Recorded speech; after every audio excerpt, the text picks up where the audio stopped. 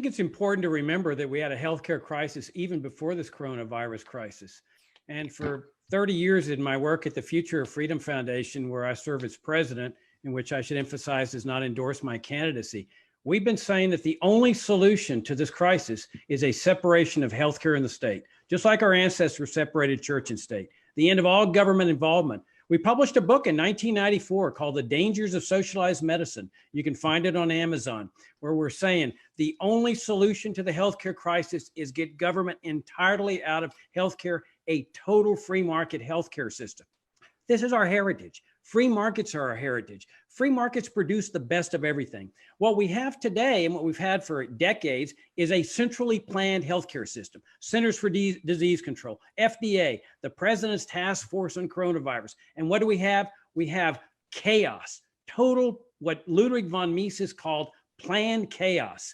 They don't know what they're doing, these government officials, and we see the dictatorial nature of them coming out. We got little mini tyrants in mayorships and governorships.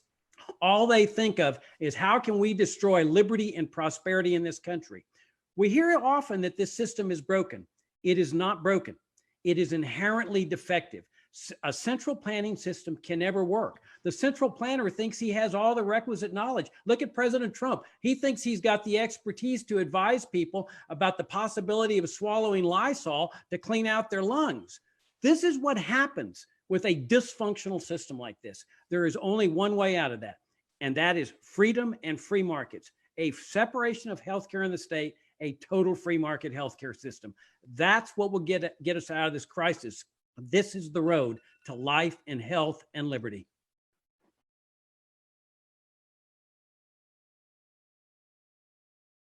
Education is relevant to me.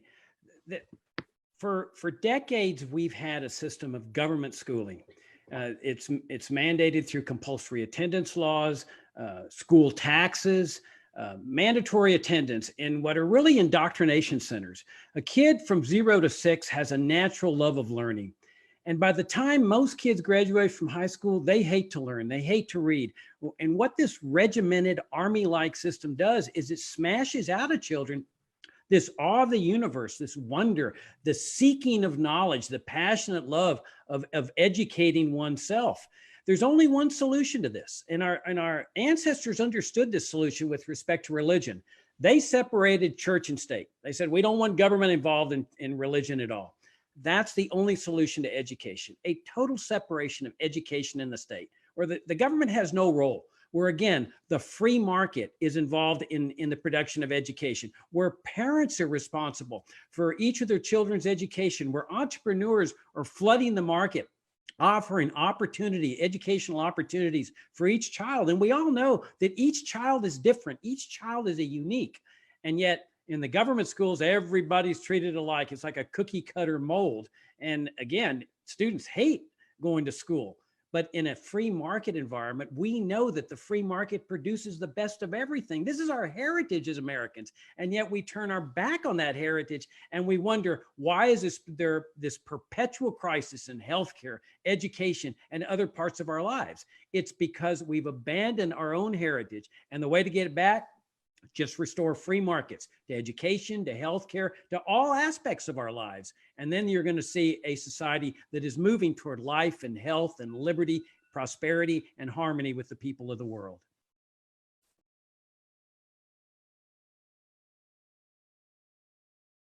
I grew up in the poorest city in the United States in the 1950s and 60s, Laredo, Texas.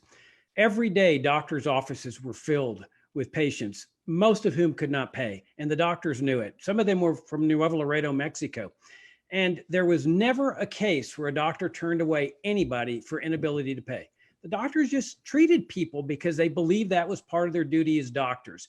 And nonetheless, they were still among the wealthiest people in town. This is what a free market does. It combines profit seeking as well as helping people on a voluntary basis. I have a dentist who's now retired. He and other dentists got together every week and provided free dental care for the poor.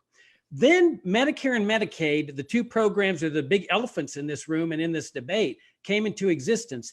And that's what caused the greatest healthcare system in history to just be broken down.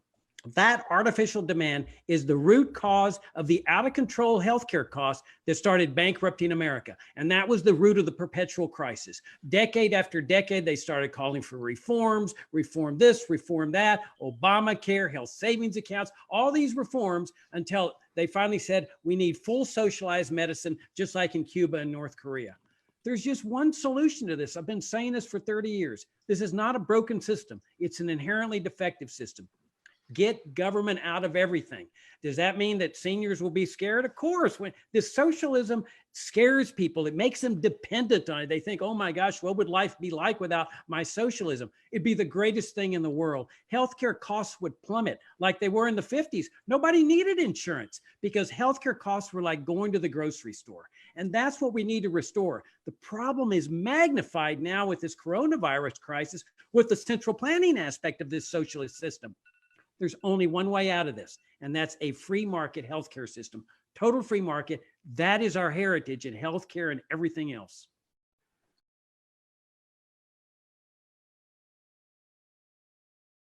I grew up on a farm on the Rio Grande. We hired illegal immigrants on there. And I've experienced the police state that comes with this dysfunctional system firsthand. I've seen the Border Patrol come into our farm without warrants, bust our workers. It was a very horrible day in our lives. These guys were our buddies too. I was in high school. And then you've got the police state with checkpoints and roving patrol, Border Patrol checkpoints. I've been stopped by them. Open your trunk. We're looking for illegal immigrants. It is a total police state in the American Southwest. You've got trespasses, boarding of Greyhound buses, you've got Berlin fences, Berlin walls, but most important, you've got death and suffering. Go Google man, 3-year-old daughter, Mexico, Rio Grande, and you'll see that photograph of a man with his 3-year-old daughter dead on the shores of the Rio Grande. One of the proudest things that this party has ever done is take the position in favor of open borders. You hear sometimes that Democrats favor open borders. That's nonsense. They favor this socialist system, and that's what it is, a socialist central planning system as much as Democrats do. And I want to read, Vermin read the party platform today. I want y'all to hear what I read in 1990 when I joined the platform committee of the Libertarian Party.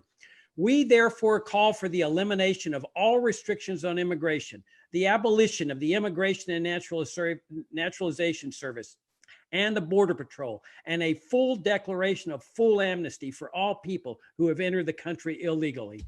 This is one of the proudest positions this party has ever taken. We are standing for the defenseless, those that cannot stand up against the tyranny of the Immigration Service.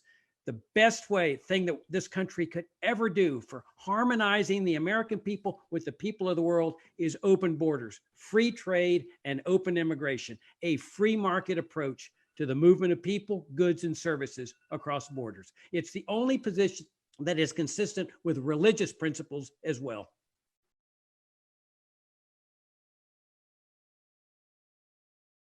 The best thing we could ever do for criminal justice reform is just legalize drugs. All drugs, heroin, meth, cocaine, marijuana, alcohol, cigarettes, whatever. This has been one of the most evil, immoral, destructive, and racially bigoted government programs in history. The noted academician Michelle Alexander calls it the new Jim Crow. And that's exactly what it is. It's Jim Crow.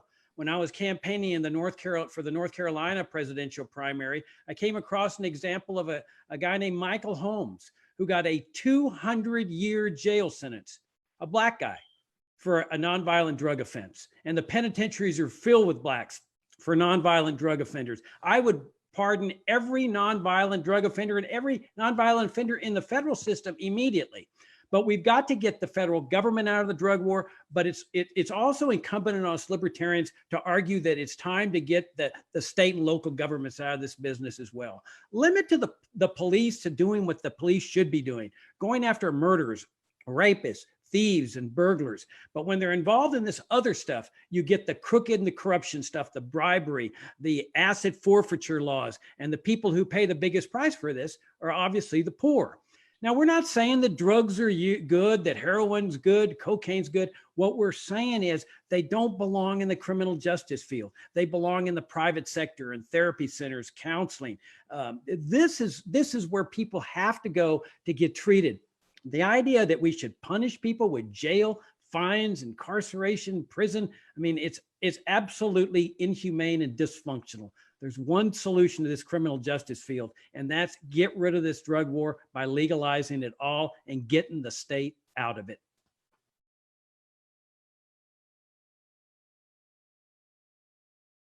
One of the good founding principles of America, and we know there were some bad ones, but one of the good ones was people have a right to keep everything they earn and they decide what to do with it. No income tax, no IRS, no mandatory charity, no Social Security, no Medicare, no Medicaid, farm subsidies, education grants, foreign aid.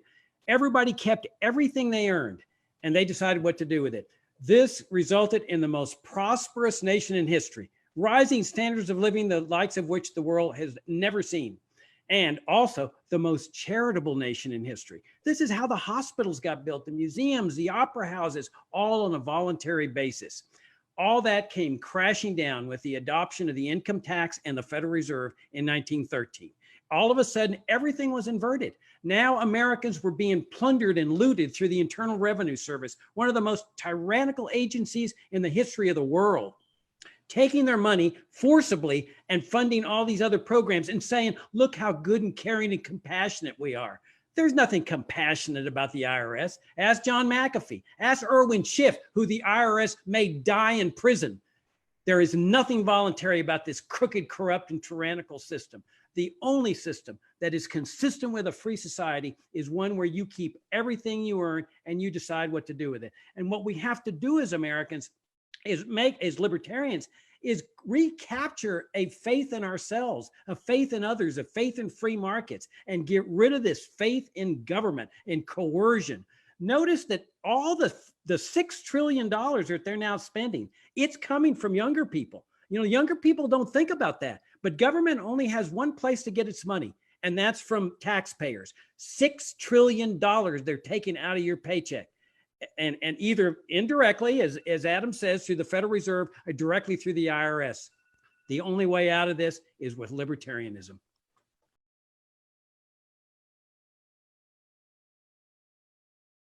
The question is, this year I am expected to receive Social Security benefits. In 2035, the program is expected to cut benefits by 33%. Social Security is a terrible sham for younger workers. Will you support allowing younger people to opt out of Social Security? Mr. Hornberger, 2 minutes. Oh, I go much further than that. I would repeal Social Security immediately. It is a crooked, corrupt, fraudulent scheme. And conservatives used to understand this. When this socialist program came into existence in the New Deal era, conservatives were strong in opposing this socialism. And that's what it is. It's socialism. It's stealing. We talked about stealing. It's stealing money from one group of people, the younger people, and giving it to another group, the seniors. We're talking about $2 trillion here with Medicare. Why can't you leave this $2 trillion in the hands of young people? Let them handle it. Let them decide what to do with that $2 trillion. Honor their mother and father. Help out the needy. What do we need a middleman for? What do we need the IRS for? What do we need the Social Security Administration for? And remember, these people are not working for free. They may tell us that they're compassionate saints, but they got big salaries they're pulling down. I say get rid of the middleman, leave younger people free to decide what to do with their own money. That strengthens the bonds of families. It strengthens the bonds of society, where charity is on a voluntary basis rather than a forced basis. This is a Ponzi scheme. It's been fraudulent from the very beginning, and the best thing that could ever happen to this country is to restore liberty and private charity to our land. Question for Hornberger. What will you make your absolute principles known in practical terms? How would you deal with dismantling federal agencies? Would you outright abolish the FDA or restrain it to an advisory investigative capacity? Well, you have to get congressional permission, obviously. I mean, we're a nation of laws, but I would make the case for abolition and then let Congress decide. But that's what we have to do as libertarians. We have to make the positive case for liberty. And this is one of my disagreements with Judge Gray. I mean, there he calls for an income tax. I mean, this is shocking to me that he's going to be the presidential nominee possibly and going out saying, I favor an income tax and a mandatory welfare program. That's what AOC stands for. That's what Andrew Yang stands for, this monthly welfare check. And he says this shows we're compassionate as a country. It shows nothing of the sort. It's stealing. It's using the IRS to steal money from people and give it to other people and under the false name of care and compassion. It's nothing of the sort, and it's not necessary. We can leave people free to keep everything they earn, and they decide what to do with it. And where charity is 100% voluntary. You don't need government to be doing these stealing and welfare programs. I also echo what Kokesh said about the national security state. We're talking about $1 trillion here. FBI, NSA, CIA, massive military industrial complex. I oppose this whole apparatus. Judge Gray approves of it, knowing that it's costing $1 trillion. I favor a limited government republic with a very basic military force. Adam's right. Our founding fathers would never have approved a national security state type of governmental system. We would have been still operating under the Articles of Confederation, which I think is worth pointing out. The federal government under the Articles for more than 10 years did not have any power to tax whatsoever.